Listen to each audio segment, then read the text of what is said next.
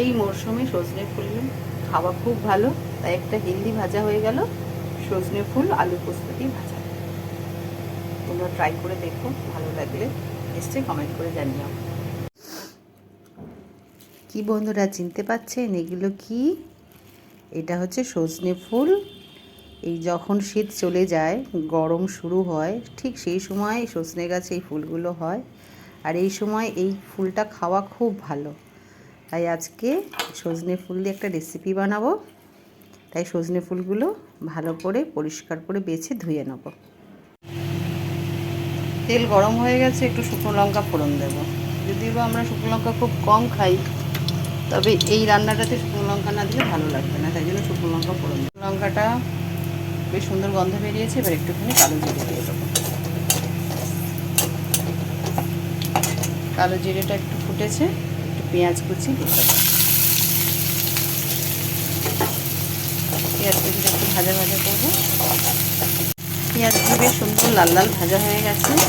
এবার আমি একটু ডুমো ডুমো আলু কেটে রেখেছি, ছোটো ছোটো করে কেটে রেখেছি, এগুলি একটু ভাজা ভাজা করে দেখো। এবার নুন হলে কিছুই দিই, একটু এটা একটু হালকা হালকা হালকা সেদ্ধ হয়ে গেছে। এরপরে আমরা এখন সেই যে দেখো এই ফুলগুলো, এই ফুলগুলো হচ্ছে ওই সেই ফুল আমি ধুয়ে নিয়েছি, সেটা দিয়ে দেবো। দিয়ে এটা একটু আলুর সাথে মিশিয়ে ভাজা ভাজা করে নেব। দেখো ভাজা ভাজা হয়ে গেছে। আমি একটা কাঁচা লঙ্কা দিয়েছি, দিতে ওঠেনি তখন, এখন আপনাকে দেখিয়ে দিলাম। একটা কাঁচা লঙ্কা ভেঙে দিয়ে দিয়েছি যাতে একটু ঝাল ঝাল হয়।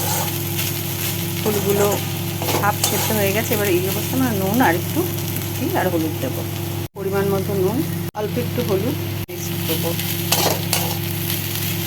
মিশ্রিত দেবো, একটু মিশিয়ে নেবো। একটুখানি পোস্ত দেবো যাতে খেতে ভালো লাগে। সজনে ফুল ভাজা আমার হয়ে গেছে, এবার নামিয়ে নেবো।